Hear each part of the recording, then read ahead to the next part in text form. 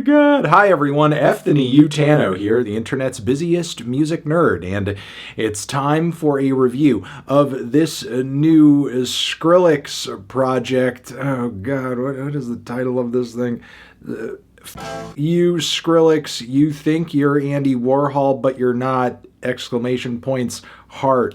There's a heart there. Yeah, here we have a brand new surprise drop-in project from producer, songwriter, dubstep kingpin, Mr. Sonny Moore, aka Skrillex, who dropped this new album out of the blue on April Fool's Day of all days. It has a preposterous album title, as you can already see, and cover art too, which allegedly contains just graffiti that was posted up by someone near Mr. Moore's residence, which, as funny as that and the title of this album is, and I'm glad that, Skrillex is turning that into something kind of silly and entertaining, that's kind of weird.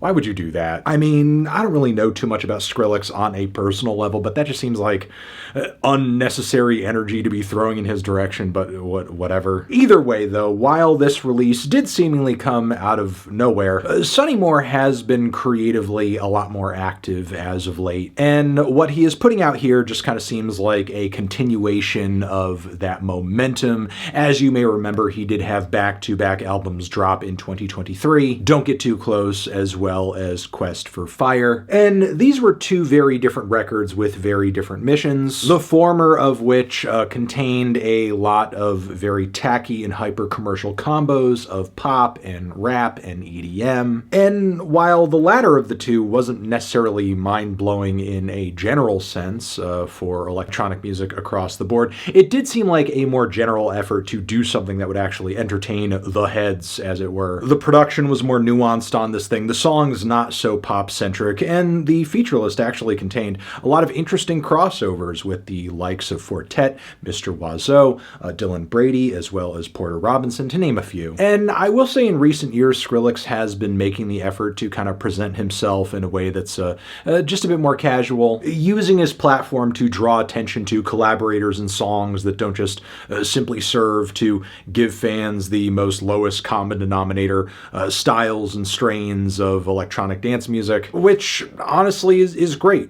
That's refreshing. Not just from the standpoint of hearing some better output from Sonny, but it's also been a breath of fresh air to see people kind of approaching him and talking about his music in a way that doesn't seem so polarizing and over-the-top aggressive. I remember early on in my reviewing career when I first had some thoughts on his Scary Monsters and Nice Sprites EP, which I liked, by the way, but there was so much undue hate behind that project that enjoying it at the time was like blasphemy. And it just kind of felt like a lot of people were hating the record for what it was labeled as and what it wasn't, as opposed to what it actually was, which is just like fun, bold, hype, electronic music to have a good time to. And sure, while it's not as cool or as heady or as much of a headphone listen or as immersive as, let's say, Burial's Untrue, amazing album by the way, Scary Monsters is still an entertaining and respectable project,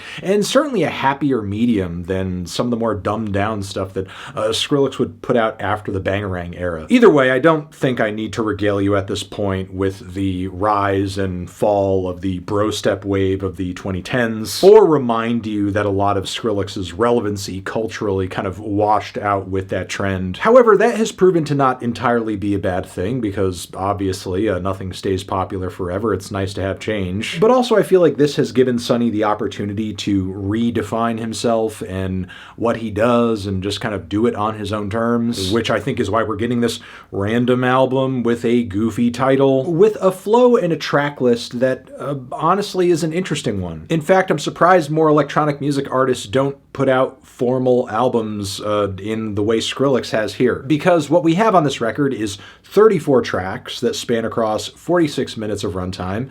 If you do the math there, I think you can figure out that doesn't leave a lot of time for each song individually, and that's because this is not your normal album format over here. Because as electronic music fans know, a key part of any artist's success is their ability to DJ, put together a mix, mix. A continuous run of grooves and songs and collaborations and ideas, built off material that may be new, maybe old, maybe unreleased, might be someone else's. What it is really depends on the DJ and what they have out, what's popular, what sort of genres and sounds they specialize in. And maybe I'm wrong, but I would hope at this point that anyone watching this channel knows what a DJ set is. Well, the track list of this record feels less like that of a formal album and more like a mix. It's just that all the various shifts and changes and transitions and builds are kind of cut down into bite-sized chunks, many of which last like 1 to 2 minutes max, and just results in a series of tracks that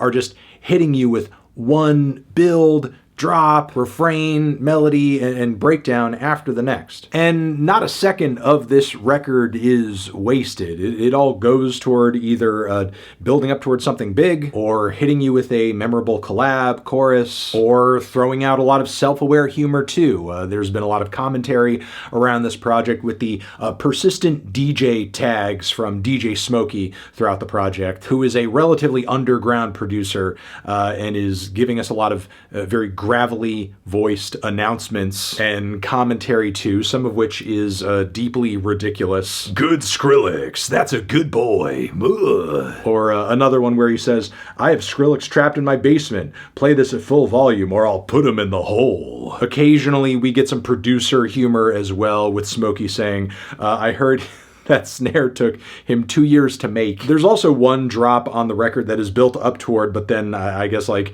taken out, with Smokey announcing that this drop was hijacked by Atlantic Records and now it's just being replaced with silence. So yeah, there is a tone about this album, if you couldn't already tell from the title, that is a little satirical and self-aware, which in one breath I think does contrast from the production and progressions going on throughout these tracks, because we are talking about something that it's pretty serious bass music. What Sonny Moore is doing on this record is heavy, is exciting, is really detailed and hard-hitting. Meticulously crafted too. It's just a sonic assault on all fronts. Now, I have read some complaints about the producer tags and chatter throughout the album, that it's too much and it's distracting, and I get it. Maybe on the surface it doesn't seem to match that well with electronic music that comes across as so heavy and aggressive and out there. But also, don't the tags really match the energy of the music when you really think about it? Because Skrillex on this record is really going back to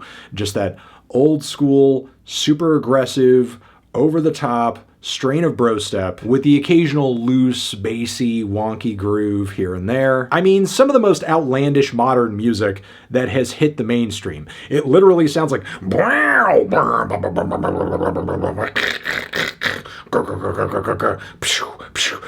and I feel like the various tags throughout the project just kind of like acknowledge just how nuts this style of music is. Now, as far as going over some specific moments on this album, that is a little difficult to do given that there are 30 tracks and many of them just kind of like fly by so quickly. However, that is kind of part of the point on this thing, just this never-ending engagement that is created by just constantly changing evolution, drop after drop after drop after drop after drop after drop after drop. But still, in the midst of this onslaught, there are moments that stand out. Spitfire, I think, has some of the strongest refrains on the entire record. In fact, I wish there were more tracks on the LP that were as catchy as this one, because Hawaii Slim's vocals are just so sticky, and on top of it, the drop that comes toward the back end of the track is just classic Skrillex in a million ways. We also have the anthemic Voltage on the album, which makes the finish of this record more anthemic than it would have been otherwise. This is also an unreleased track, previously unreleased, which makes for one of many moments on the album where Skrillex is kind of referencing back to older material and ideas. So if you are listening to this project as a hardcore and maybe even an older Skrillex fan, you may feel like this mix here is like a victory lap of all things Sonny Moore has been during the era of Skrillex. Just really a celebration of all of that. Preceded by this track, we have San Diego VIP, where the bass tones drums are just absolutely screaming. I don't think I've heard just nastier, more guttural bass on any Skrillex track ever. There are some vaguely exotic groove switches on Baby Royal, which I thought were a standout on the project. Also, this track has these writer credits attached, which is kind of insane. I mean, I'm sure it comes down to, like, you know, the sample work and everything on the song, but this amount of names is impressive for a song that is not even a minute long. There are pockets of this mix where Skrillex is hitting us with very peppy, persistent dance grooves, songs like ZEET Noise, Booster, as well as FRICKY VIP. There are cuts that team up to bring us more melodic and blissful passages too, such as MORJA KAIJU VIP, as well as KORABU, which features Drain Gang affiliates Varg 2 and White Armor. I will say generally the more easygoing cuts on this project do make for some of the blandest moments here. And I do wish there were more exciting and engaging variations away from, you know, just this kind of pure BROSTEP sound a lot of the songs on this record seemingly hit, because I do know Sonny's taste and abilities reach outside of that world, but that's just really kind of, again, the focus of this project for the most part. And as a result, I mean, there are a lot of tracks and moments that do sort of blend together in a way that it is a bit unflattering. But still, when I am locked in on this project, one thing I can give Skrillex credit for is that no two drops on this thing sound exactly the same. Each one seemingly has its own quirks and samples and textures, as well as groove mathematics. It never feels like I'm hearing the exact same idea again and again and again and again, even if what's going on here, much of it is all kind of shooting for the same emotional response. So yeah, while I think you could call what is going on with this project gaudy, or maybe tacky from an electronic dance music perspective, what you cannot say about this project, though, is that it's generic, that it is boring. Not only because the experience of listening to this thing is just so obviously thrilling, but the details that go into every moment here definitely put on display that there is more to what Skrillex does than I think some people are willing to give him credit for. And yeah, that just becomes more apparent on a project like this that comes across more like a mix, a thrilling live set, if you will. Which is why I would say I'm feeling a decent to strong 7 on this thing. Transition, have you given this record a listen? Did you love it? Did you hate it? What would you rate it? You're the best, you're the best. What should I review next? Hit the like if you like. Please subscribe and please don't cry. Hit the bell as well. Over here next to my head is another video that you can check out. Hit that up or the link to subscribe to the channel. Anthony Fantano, Skrillex, forever.